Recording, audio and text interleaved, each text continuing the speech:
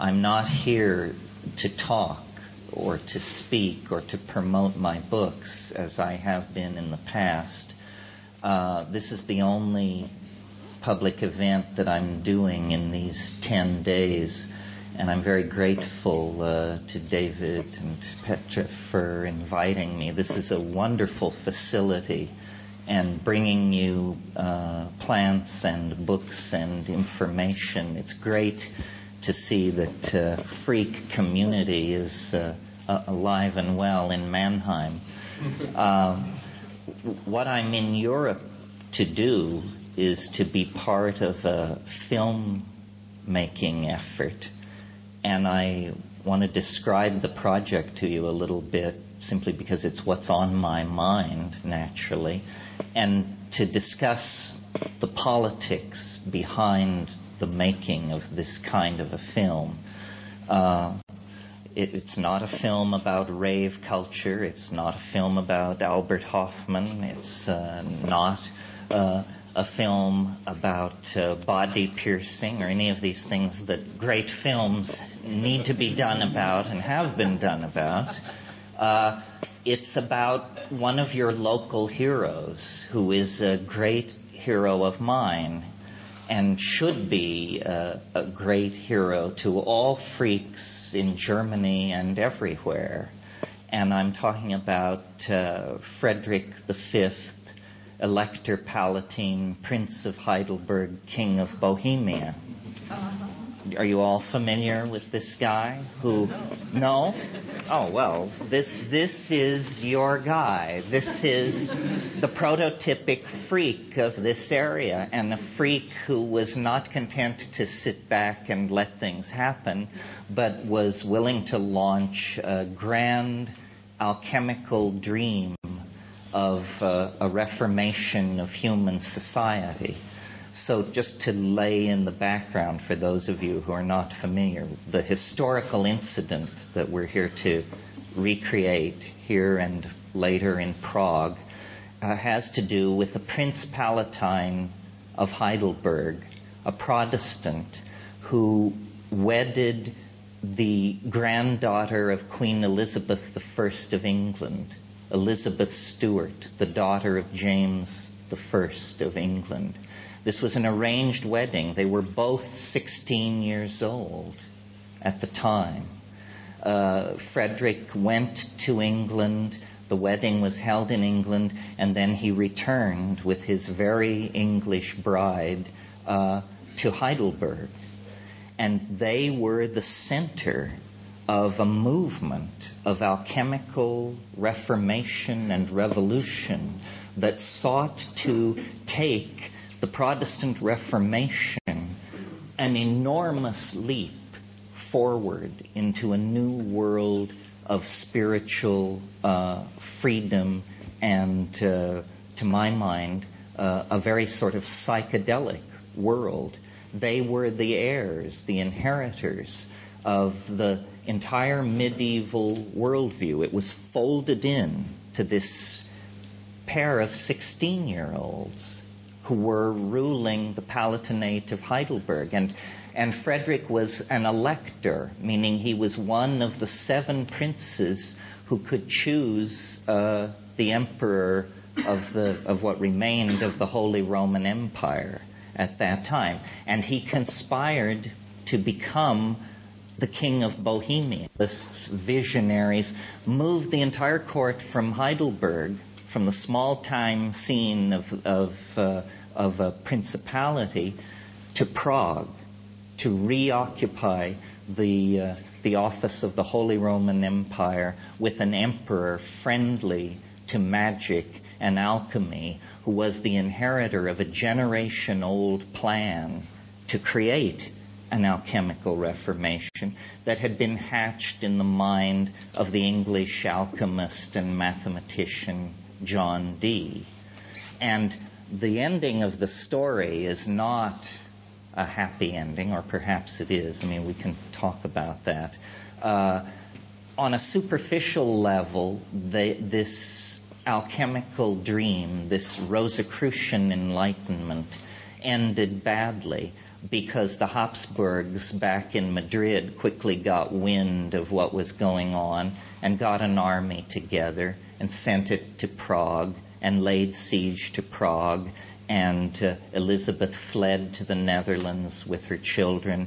Frederick was defeated at the Battle of the White Mountain, and the alchemical dream died.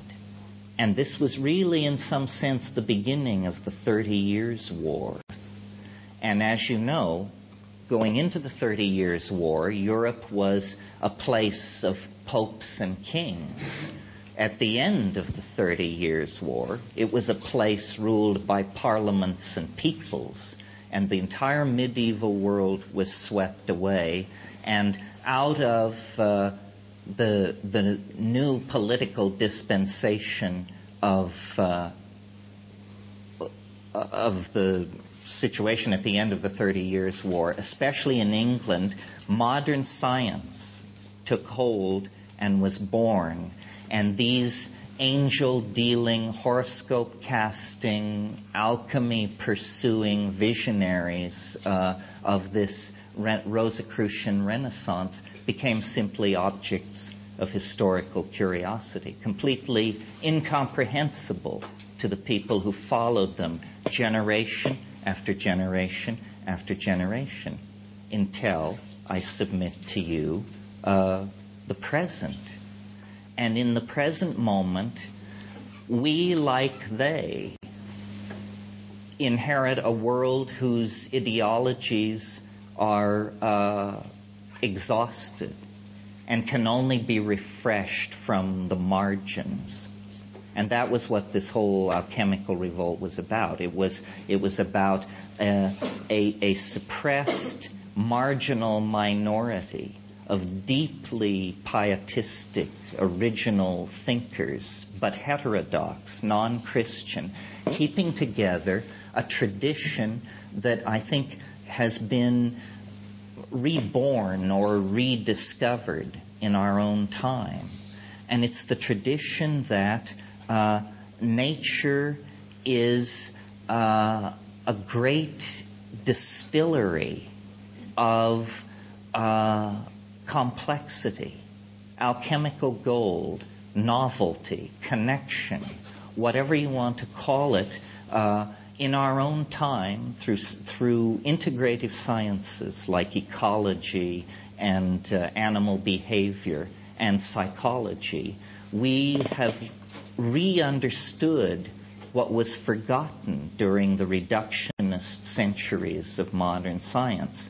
We've re-understood that the world is one thing, and it's a living thing. It's a thing with an intent and a spirit within it.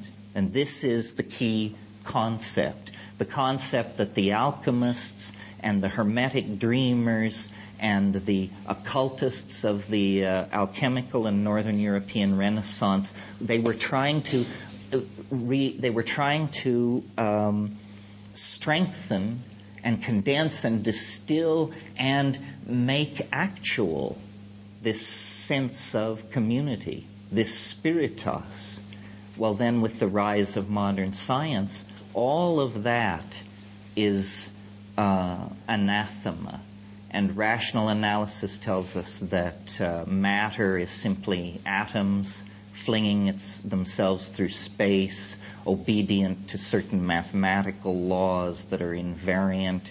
And all the creativity, all the sense of connectedness that we experience as living beings, as members of a society, as human beings in contemplation of nature, all of that was denied. And it reaches its ultimate culmination, just as an example, in the kind of statement such as was made by Jean-Paul Sartre, the French existentialist, who said, "Nature is mute."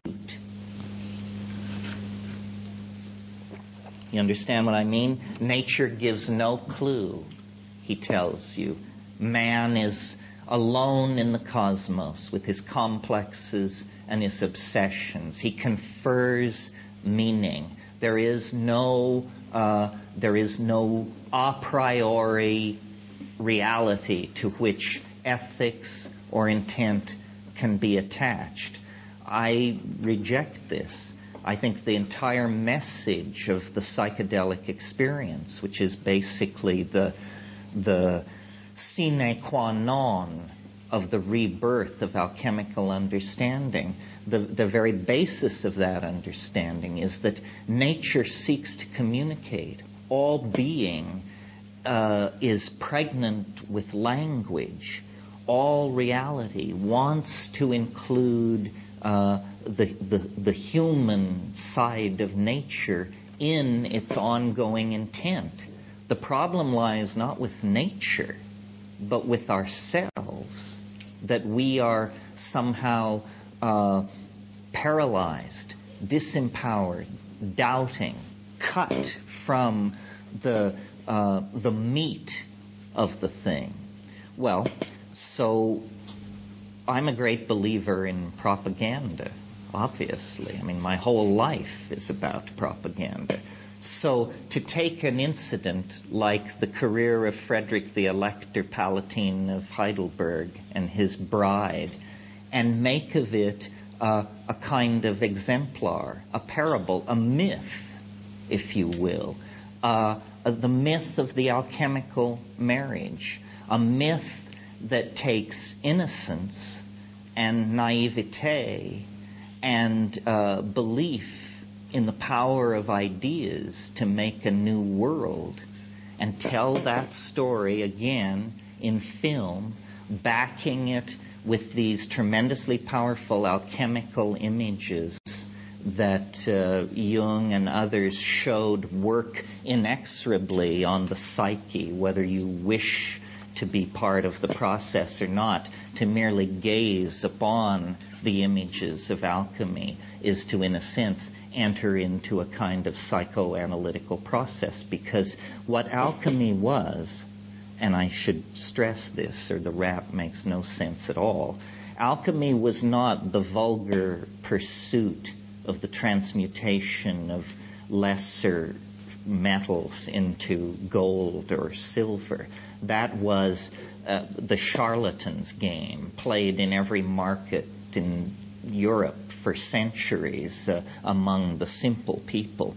But the body of symbols and of literature that are created around the effort to extract a universal medicine out of nature for the transformation of societies and human beings was in those times of what we call epistemological naivete, meaning that they did not have the strong sense of objective and subjective reality which we inherit from science. So during those eras of epistemological naivete, what was someone's idea about how matter behaves, what was someone's myth of how psyche behaves, could become entangled in a projective experience with material in a chemical vessel. So the processes which we call melting and crystallization and purification and calcinization, processes now well understood through a soulless molecular model of matter, were for them the birth of the red lion, the coming of the double-headed queen, the murder of the hermaphrodite dog, and so forth and so on. They had these outlandish images and outlandish vocabulary because they were trying to create powerful symbols, powerful mnemonic hooks on which to hold the details, and there are many of them, of this extremely complex worldview that, were it not for people like Carl Jung, the Swiss depth psychologist, would have remained completely inexplicable to modern people. It is not chemistry, and it is not myth-building per se, as we inherit from the Greeks. It's a very complicated amalgamation